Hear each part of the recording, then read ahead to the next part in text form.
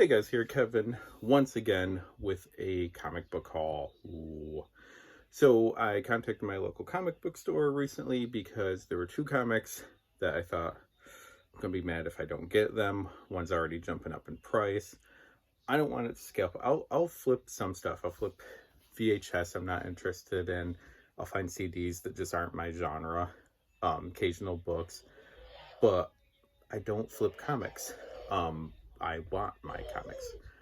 I would rather trade if I had doubles, and I guess my local shop knew this because I said, hey, do you have any? And they said, this is expensive, this is shooting up, this isn't what you usually get, but we know you want it for your personal collection, you're not flipping it, so yes, we do have one. When are you gonna be in?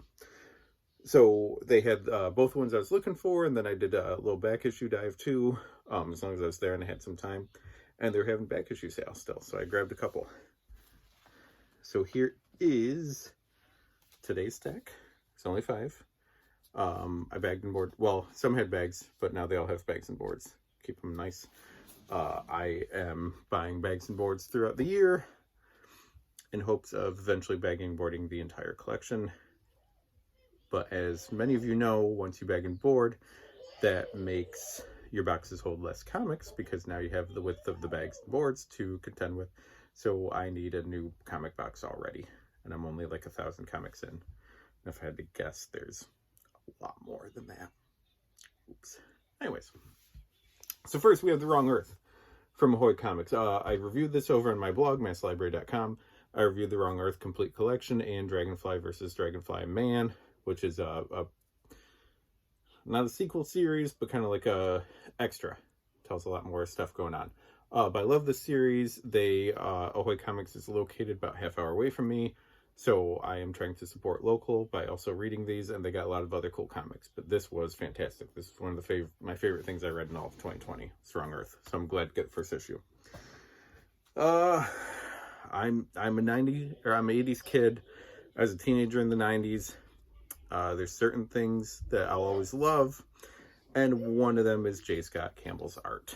So I found this alternate cover, variant cover for Uncanny X-Men with Conan and the X-Men on it. J. Scott Campbell cover is number 6, Legacy Edition 625. Conan versus Everyone. God, that's a beautiful cover. I like J. Scott Campbell stuff no matter what. I honestly don't know if I'll read this. I kind of gave up on the X-Men a long time ago. I realized that it's just not for me, and it was too convoluted and confusing for me. And I just didn't care enough, but oh my god, it's a pretty cover. I needed it. Wasn't that much. Unfortunately, now I want to look through for more of these Conan versus covers and see if there's some more J. Scott Campbell ones in there too. So I'm just going to spend more money. Those of you that know me and follow my stuff and pay attention to a little tag at the end of this know that I host a wrestling podcast, a retro wrestling podcast called The House Show over on the Retro Network with 2 of my best friends. So, man, I found something wrestling related in comic back issue bins that I knew I didn't have, and I had to grab it. So straight off the Halloween Havoc Haunted House Show series, season 2 we just did, WCW issue 1 with Lex Luger right on the cover, the total package himself. This one I will read for sure, can't wait. I'm sure it's terrible, and I'm sure I will love it, because it'll be ridiculous. But I need this whole collection now. Look at that. What kid wouldn't have bought that right off the racks, right off the spinner racks? We got a date. If there is, I can't read it. I can't. Oh, 1992, yeah. Okay, now for the ones that I said, hey, do you guys have?